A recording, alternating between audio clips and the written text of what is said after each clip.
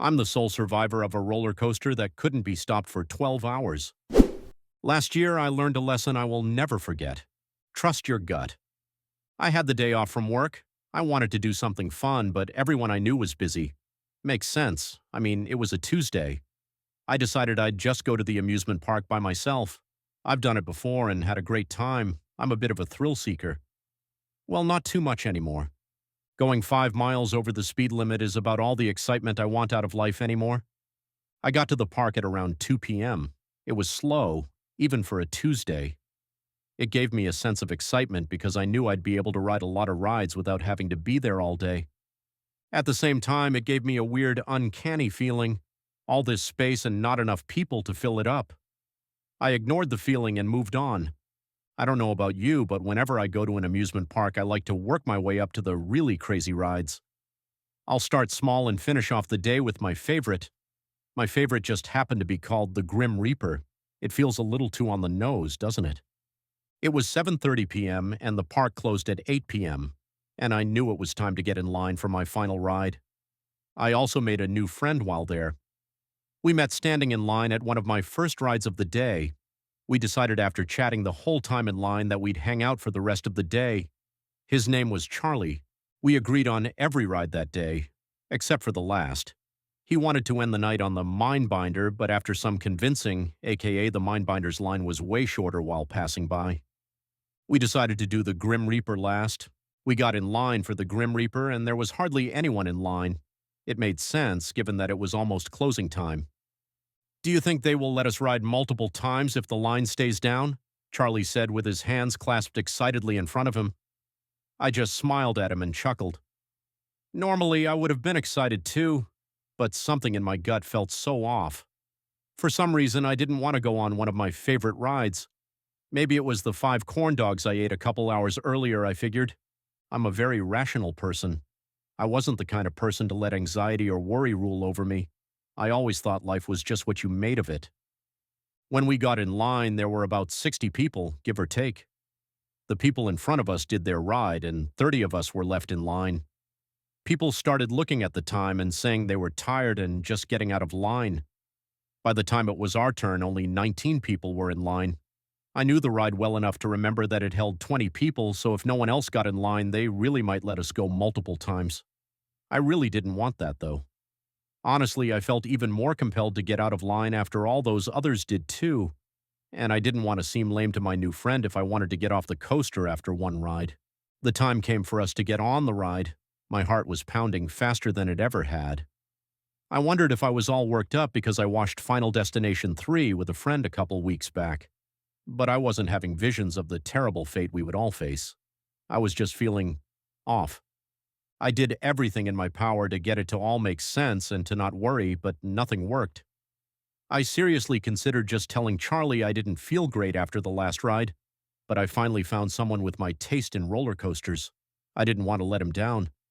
We were towards the back of the line, so we didn't have much say in where we sat. We ended up in the third car from the front. I was just happy we weren't in the front car. As you get on the Grim Reaper, it plays a cheesy little jingle. Nowhere to run, nowhere to hide, the Grim Reaper will find you dead or alive. With music in the background that always sounded so dumb in the past, I couldn't believe it was getting to me. Charlie even hummed along to it while grabbing my arm with happiness. We got in our seats and an employee came by and pulled down the metal bar restraint to secure us in our seats. It was the kind that strapped you individually over your shoulder. I'm on the chubbier side, but I can always fit into coaster seats. I've never been told I couldn't go on a ride. I'm just sometimes a little snug.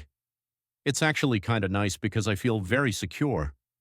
As we got strapped in, I felt the plastic-coated metal hit my shoulders and chest. It should have given me a sense of comfort and safety, but I just felt trapped. The employee walked back to the station that has the infamous big button that starts the ride. He flashed all a thumbs up and yelled, "Ready for the Reaper?" Everyone raised their hands and let out an excited scream. Except for me. I let out a large sigh, counting down the seconds, trying to imagine Charlie and I once we were off the ride and how happy we would be. The employee hit the button and we were off. The coaster shot out of the loading station like we were a bullet being shot out of a gun. After that, it started on a relatively slow ascent up a point to a drop-off of 60 degrees, a couple of twists and turns, a big loop, and some more twists and turns. About halfway through the ride, I was enjoying myself. I was thinking about how the hard part was done and I was safe. Just a little anxiety was all. We were rounding out our last bend when a sense of relief came over me. I could see the end of the ride. I was almost done. But the ride didn't start to slow down. Normally, the coaster starts to slowly come to a full stop several hundred feet from the end, but it was still going. As we passed by the loading area, I saw the operators look confused as we raced by. I noticed no one else was waiting in line. Someone screamed, "One more time." And everyone on board gave an excited response. Everyone except for me. Charlie looked over at me and grabbed my wrist. "Yes, I knew they would let us keep going. This is awesome." He let out an excited yelp as we reached the climb to the drop. He was beaming with joy the whole rest of the lap. We passed by the loading area once again, but this time the coaster operator had a couple of other people standing with him. The operator who strapped us looked red and worried. As we were whipped by the employees for our third ride of the day, the other riders were divided. Some were still excited, screaming, "Let's go, one more time." Orient, "Best day ever." "Yeah." Some people started to sound scared. Not everyone noticed the employees looking frazzled. I can promise you one thing, I noticed. We started going up the incline again. This was the slowest part of the ride at around 10 miles per hour and slowing down a little as it reached its peak. This gave us opportunities to take a breath or try to talk, although it was only for a total of about 20 seconds. Are we stuck?" I said nervously to Charlie. "I'm sure we are fine. There is just a malfunction with the electrical system not activating the brakes or something. There is always a manual shutoff." He was cut off and we went down the steep hill. We passed by yet again, this time with more people looking worried and someone standing close to where the coaster would go by. He tried to yell at us as we went by, but we couldn't really understand him. Maybe something about them working on getting us off. This time, as we zoomed by, everyone was scared and starting to panic. I guess it didn't sink in for some people what was happening until right now. We went around a fifth time and everything remained the same. On the sixth time, we were at the peak and saw a fire truck coming into the parking lot. From the top of the incline, we had a perfect view of the parking lot, along with the side of a highway a little further out. It took 2 more loops around the track by the time the fire department got to us. Not just them, but police officers and ambulances. It started to scare me. Why did they get ambulances? Is it just protocol or is there more to this? Someone came in a few minutes later with a big white board that they used to write messages to us. The ride was too loud when passing by them to hear anything, so this was their only way to talk to us. It must have been the 12th or 13th time around when the whiteboard read, "Trying to free you at peak." I knew they couldn't write a novel for us because you can only read so much while going by so fast, but come on, people, what is that supposed to mean? I think they just wanted to tell us they were working on a way to get us down, but that didn't matter. We had been on this ride for nearly 30 minutes and we felt sick, and our bodies hurt like crazy. A couple loops after that, we saw a fire truck trying to get underneath where the top of the ascent was. Luckily, there was a large space where the truck could pull right beside it. Unfortunately, at its peak, it's about 200 feet in the air. It also didn't have any emergency exits at the top, like most coasters do. You'd think that would be a requirement, but what do I know? We saw the fire truck start to expand the ladder that comes out the top, but it wasn't even close. We waited for the firefighters to try and figure out a solution to save us as the audience below us was watching us like we were some kind of show. It was close to 45 minutes when the first death occurred, then one more soon after. There was a skinnier guy in a car behind me. I heard him talking about trying to slip out of the seat restraint which secured him to his seat. The other guy he was with told him it was a bad idea. So did I. The next time we went up the ascent, he began violently wiggling and thrashing back and forth. To the point where people thought he was going to throw off the ride, he managed to wiggle about halfway out, right at the top. But, well, it didn't end very well. His leg got caught on a part of the track and yanked the rest of his body out of the bar restraint. It sent his body crashing down towards the earth. However, I think he was dead soon after he was ripped out of his seat. I didn't see too much of it, but the guy who was beside him let out an insane screech. Hearing that kind of agony as you are feeling the harsh effects of gravity hitting on your chest while going down a steep hill was truly mortifying. The screech out of nowhere stopped, and more people screamed. The man beside him had a heart attack. I could hear the symphony of moans and crying coming from the crowd watching us. I couldn't hear them before because of how loud the ride was, but they were terrified of what they saw. Police tried to escort them out of the park, but it didn't stop people from parking on the side of the road to watch and record on their phones. It made me feel disgusted. At around an hour on the ride, everyone stopped screaming or trying to talk to each other. It seemed like everyone accepted their fate. My nails were deeply embedded into Charlie's wrist. I couldn't scream anymore due to my throat feeling raw from the yelling. Even if I wanted to, I probably couldn't due to my voice giving out. I saw that I drew a little blood on Charlie, but he was too out of it to notice. He, along with a few other people, were incredibly sick. He threw up probably 5 times by this point and looked cross-eyed. Around that time, the electricity in the whole park shut down. All the lights, everything. I think they were hoping a hard reboot of the whole park would stop the ride. The coaster didn't just rely on gravity, but also on a lot of help from motors and other electronic elements. It all turned off when we were on the straightaway. Of course, it still didn't stop. I could hear someone yelling with frustration, not understanding how it could still be moving if it didn't have an electrical source. After 2 hours, they let some family members come into the loading area, which was a terrible idea. We were doing our best to keep cool and stay calm. Our families watching us, zooming by them every 2 minutes and absolutely screaming at us, made it so much worse. My mom was my first family member to show up. Don't get me wrong, I love my mom, but she is very stubborn and wanted something done even though they had already tried everything. Of course, it was just because she wanted me safe, but it was stressing me out. The firefighters put down a safety net underneath the ascent. It was still quite a jump if we could even get out successfully to land on it, and we might be okay, but we were all a little scarred from what happened before. It seemed like they put it out just in case someone tried to get out again. It didn't seem like it was the plan to have us all just jump out of that moving death machine. They weren't desperate enough at that point. We saw a large group of people passionately arguing and yelling at each other. From what I could tell, it was made up of family members, firefighters, and some employees of the park. I'm sure with lots of varying opinions. The ride was on hour 3. When the coaster entered the loading area once again, I saw a woman run over to the control panel. A couple people ran over to her and told her to stop and not press the button. She was screaming her head off and wailing. It had been hard to understand people in the past while going by them, but this was as clear as day. As we passed by, I could tell she was starting to break free from the grip of people holding her back.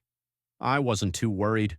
Whatever button she was wanting to press, I'm sure it wouldn't work since none of the other ones worked so far. We were about 5 seconds away from going down the descent when we heard a click come from all our seats. The woman hit the button that unlocked all our overhead seatbelts. Of course, the seatbelt button worked, but not the button to stop the ride. A few people reacted fast enough to either jump out or snap it back over themselves before the ride went down. Others weren't so lucky. 3 people managed to jump out but didn't survive the fall.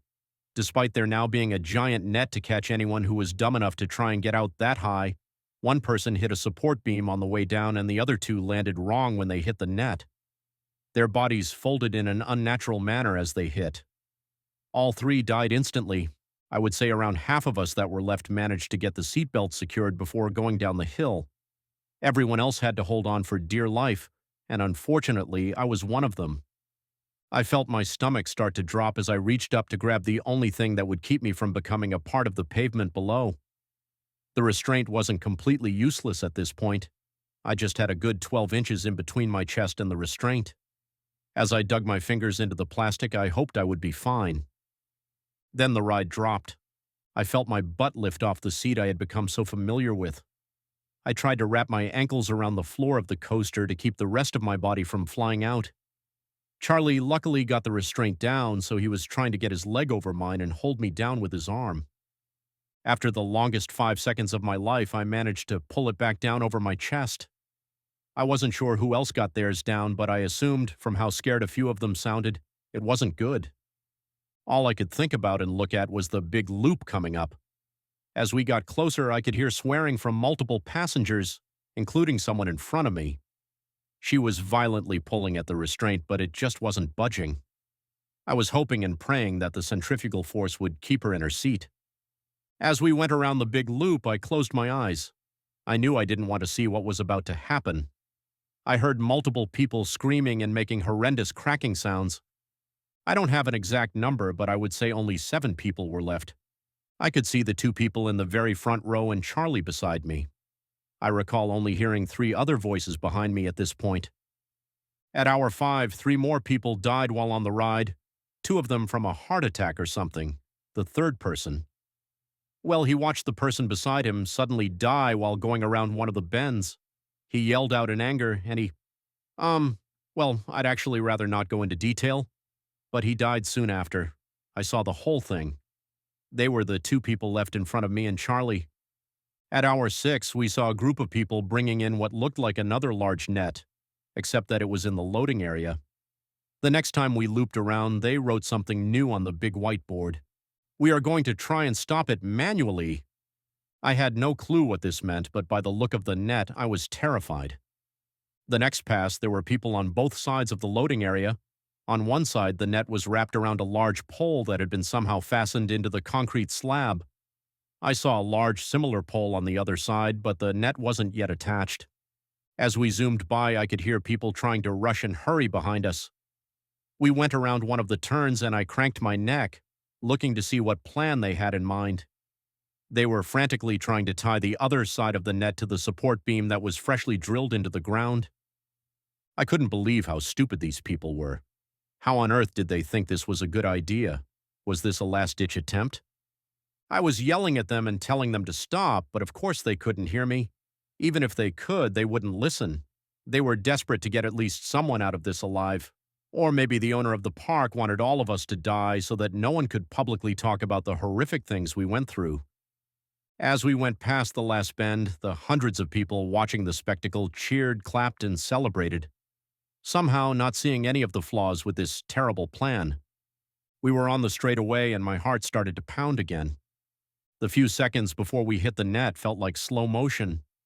I swore I could see everyone's face. They looked happy. I couldn't believe it. It made me upset because I knew they were all about to be very disappointed. Finally, we hit the net.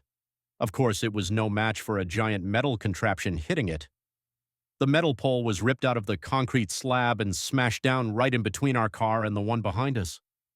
As we headed for the incline, we tried to get the net that attached itself to us off of the coaster. Luckily, we were able to get it off of us, but no luck with the metal beam that was now awkwardly lodged in the coaster. As we started going down, the whole ride started to shake violently. It felt like we were going to fly off the track. We made it to the first turn. I heard a loud snap and 2 screams. The 7 coaster cars behind ours broke off and the metal beam found its way underneath. As we turned, I watched in disbelief as the cars behind us all went flying off the tracks. At that point in the ride, it was about 50 feet off the ground, still enough to kill them. I wasn't fast enough to close my eyes and saw the whole thing. It went off the track like it had wings and suddenly plummeted down into the earth. The screaming immediately stopped when the ride landed upside down. My imagination filled in the blanks and shuddered at the thought of the carnage below me. And then there were 2. We were hoping that somehow the ride would stop or slow down because we lost the back 7 cars. I was not sure what the logic was, but we were desperate at this point. After another hour, it was not showing any signs of slowing down. Once we made it to hour 8, we expected our fate. I was hoping that this would all be over soon and we could just be done.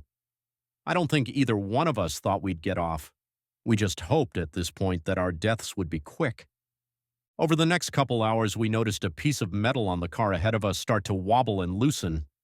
I'm not sure if it was just the wear and tear of the ride going for so long or the whole net fiasco. It kept looking like it was about to come loose and we'd duck out of the way. We were imagining the worst possible outcome, thinking it would fly off and decapitate one of us. Eventually, it did come off. But it wasn't a dramatic moment like we thought it would be. It was so much worse. Instead of coming all the way off, it only partially came off and started grinding loudly against the track. We heard an audible cringing sound from everyone watching below. The sound was horrendous. The thin strip of metal started to find its way underneath the car. Charlie was worried it would dislodge the coaster from its tracks like we saw just hours before. He told me he was going to try and grab it. I begged him not to. After a few laps of me telling him to just leave it, he made up his mind and contorted his body to try and grab the sharp metal. I couldn't see his hand as he reached down for it, but I could see his face. Somehow that made it worse. His expression quickly changed from focused to shocked in a matter of seconds. His face was blank. I heard screaming but had no clue what was going on. He lifted up his arm and I don't think I will ever be able to get the image of what used to be his arm out of my head. When he gripped the metal, it slipped and went deep into his forearm. I tried to grab his shoulder to calm him down, but to my shock, he was calm. He was more silent at that moment than he had been the whole day. He wouldn't even look at me. He was almost mesmerized by the sight of his bloody, disfigured arm. I felt lightheaded and had a ringing in my ears. Watching the blood start to make its way down his entire body, then to me and the floor of the coaster. It was making me feel sick watching the blood move around the car as we went around the twists and turns of the ride. Within minutes, Charlie looked like a ghost. I did my best to try and wrap his arm up with shreds of my shirt, but it was completely pointless. I don't think an old t-shirt can help when you see the bone. I tried to talk to him. I tried to make him feel as comfortable as I could, but it was no use. He was fading in and out of consciousness. We began going up the ascent, and he finally looked over at me. I couldn't begin to explain all that I saw in his eyes. I could see the pain and sadness, but also the relief. He knew he was going to die, but I don't think he cared. He gave me a weak nod of the head and looked ahead when we went down the hill. I tried to keep a close eye on him this lap, but it was honestly hard to look at him.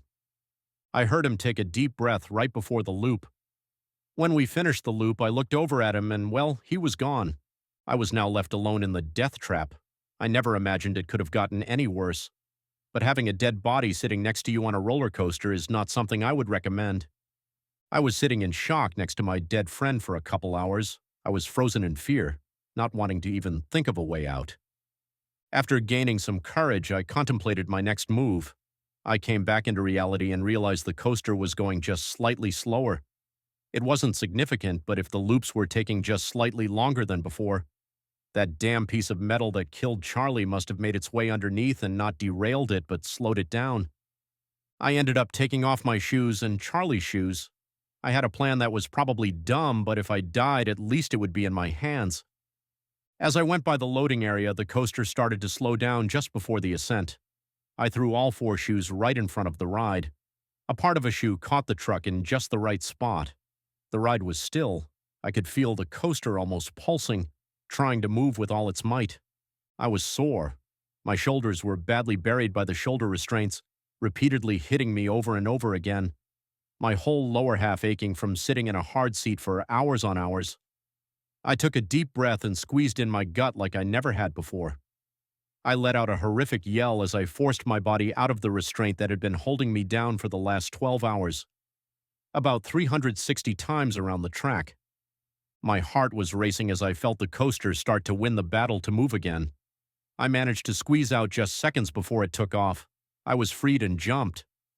Luckily, I just barely hit the net below. I also managed to hit the net, so I didn't hurt myself too badly. Nothing is worse than what that ride already did to me. I laid on the net, looking up into the sky. In disbelief, I was still. I wasn't moving. It was almost making me feel motion sick not moving around, like when you are reading a book in the car and you look up after an hour. Everything was blurry. I could barely hear the faint sound of people trying to get to me, but it was mostly just my ears ringing and my heart beating. After just a few minutes, I was down. They immediately rushed me to the ER where I stayed for 3 weeks.